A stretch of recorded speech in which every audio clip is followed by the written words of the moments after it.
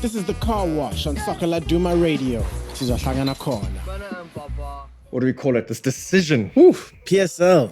I mean, Mr. Makola. I mean, I am heartbroken. I mean, this is a guy who's played over 250 professional games. Yeah. Who's never got a red card in his whole career. Yeah. Yep. And is handed a 6-month ban. That's the rest of the season, basically. Yeah. Tex, what's your opinion, bro?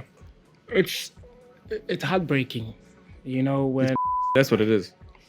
you said it properly, Yeah. actually. The thing is it's his first offense, right? And during the game itself, he was never red carded.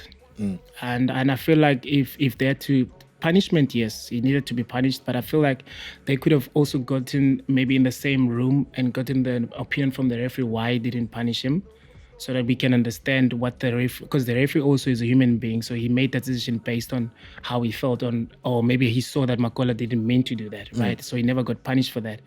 But then it comes to DC, and then the way he gets 6 Ways months. he gets treated. But surely, if the referee is making a decision as well, even at the end of the match, he said it wasn't malicious. He Yeah, still you backs write the report. He still backs his yellow card. Yeah. Okay, which is, again, anyway. Yeah, bizarre. But if the referee can make a decision like that, can you imagine a referee making a decision in the last game of a season which costs a team a relegation playoff or whatever, costs between 20 million, for example, and they're making these decisions, but now they can go back to watch it again on television to cover their arse. Yeah. And now it's costing this guy's career. And also 6 months is quite, I mean, it came out today that TC sporting official Vusin Timane is also banned for 6 months for a similar incident.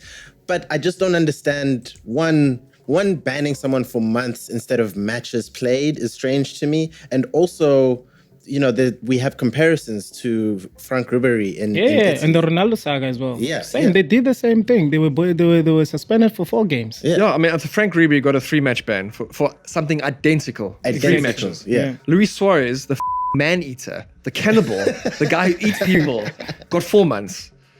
And Colo Torre got 6 months for failing a drug test. I mean, come on. Yeah. I mean, Suarez literally, he chowed a guy. Like, he ate a guy. He's a cannibal. He's a cannibal. But to He me, should be in prison. But to me, it comes back to the inconsistency of this thing. Because now you're saying to Makola, he's 33. He probably maybe has a 1-year contract within the team where they probably maybe review it end of the season. Now his season is finished. What are you saying about his career? Being a player that never got recorded before in all his games that he's played. He played for a big team for so many years. And then you come back to now, like, hey guys, I'm in a suit. I'm gonna just review this game and give Makola 6 months, right? Then if that's the case, then let's go back to the Pirates and Chiefs game just over the weekend. Correct. Can we review Katsande's tackle? Correct. Can we review other people? You know, Launch a stamp on Billiard. yeah, we can review. Pushke got injured. He was out for so long. Thabo Nodada broke his leg. Nodada. Can we review those things? That if there's this review Correct. committee now, if you want to it's review, effective. review. Don't choose who you want to review. Yeah. Don't choose which one you want to review. Don't choose which one you don't want to review. Yeah, and also on that note, if they're giving him 6 months, there's been no announcements about the referee who made that decision. Because really, if you're going to give him for 6 months, that means that the referee made such a bad decision in that match. That needs to be suspended for a year. Yeah, it has to be equal footing because he keeps him on the pitch. So here's another point. How in the same game all over the world, you watch Premier League games, you see how these players talk to the refs. I remember when I was playing for Sheffield Wednesday against Aston Villa, a reserve team game.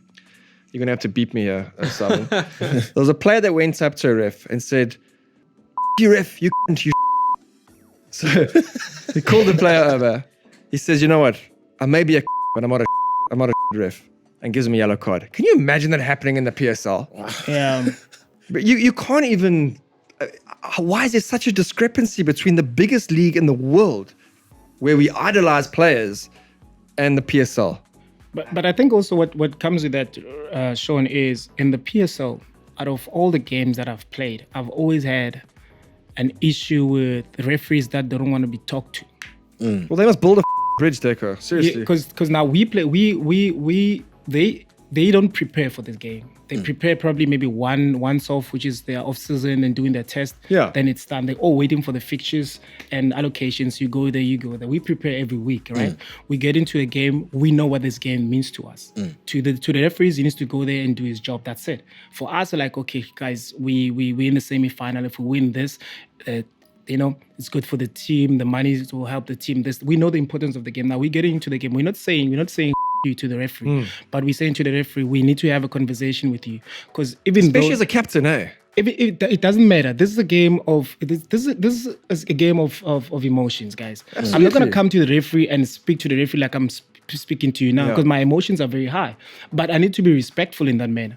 But then the problem is the referees now, because they have a whistle, they don't want to speak to anybody. Sometimes I'm going to make you aware of certain things, because in the game, I'm telling you, all the good referees that I've faced in my career, they're the guys that actually could have a conversation. 100%. They're so good, because now you actually help them sometimes. Be like, hey, ref, you will come and tell me, hey, Teko, speak to Roland not to get into tackles very late. 100%. I think Daniel Bennett is one of the best. Remember Daniel? He was the best. Unbelievable. Oh, you'll speak to you. I'll actually go to my players. I'm like, Chief, the referee's watching you. Don't do this. Don't do that. He wants the game to flow. 100%. He doesn't want to give red cards. It's too easy now to now it's every referee. They don't want to be spoken to. They scared to make the right decisions. They scared to take big decisions. Now they want to stamp the authority. They want to be men of the matches, and nobody comes there to watch the 100%. referees. We all that come in there to watch the game, 100%. want to watch the players. But now, how is the referee want to be man of the match? I'm not saying they're not going to make mistakes. Trust me, they'll make mistakes. Yeah, but come on, 100%. be a guy that we can speak to in the game. Definitely. During the game, we can speak to him like, no, it's not him that fouled. It's actually Simon that fouled. You need to get a yellow card. You need to be able to do that. Exactly. I remember in England there was one time, I can't remember which team this was, but there were two players who looked very similar, but played in two completely different positions. And the one gets a red card for a tackle that the other guy made. So if you can't talk to the referee, then he wouldn't have been able to reverse that. Exactly. Because then the player's standing there going, what the did I do? I just feel like we're becoming a country of it's like we watch Parliament too much and we watch these inquiries too much, that we just want to have legal everything instead of just having a set team of guys to go straight after the match. This is a 4-match ban. This is a 5-match ban. I want to go through a month of court proceedings. I don't know. I mean, and then he has to pay also for the fees. Yeah. The DC. It's unbelievable. I mean, really. And then you ban him 6 months, and now you're playing for a team that is structured, that says let's say his contract says you get him paid per game.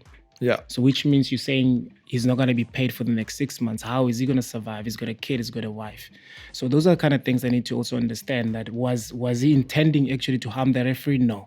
Of course not. He wasn't. He was actually apologetic after the game. He actually started posting. Emotions are high, Teko. We've all been there, brother. You can see that it's, even if it wasn't Makola, but that did this, I would say the same thing. He was apologetic about it. Referees need to understand, or people that are wearing suits in a disciplinary act, probably they never played football or any sport before. They don't understand the emotion that comes with the game. Right. I am not condoning what Makola did, but I'm saying it happens. It happens. Yeah. But now when it happens, look at it. Be subjective when you look at it. Yes. Don't just be emotional about him, like, you get a 6 months, what. But it's your first offense, my brah. Come on. Even in jail, you get probation. What is probation? Yeah, probation. You would know, eh? Freshly out of prison, Teko Modise. But you know what? Back to the PS. This is the Car Wash on Laduma Radio. This is a Corner.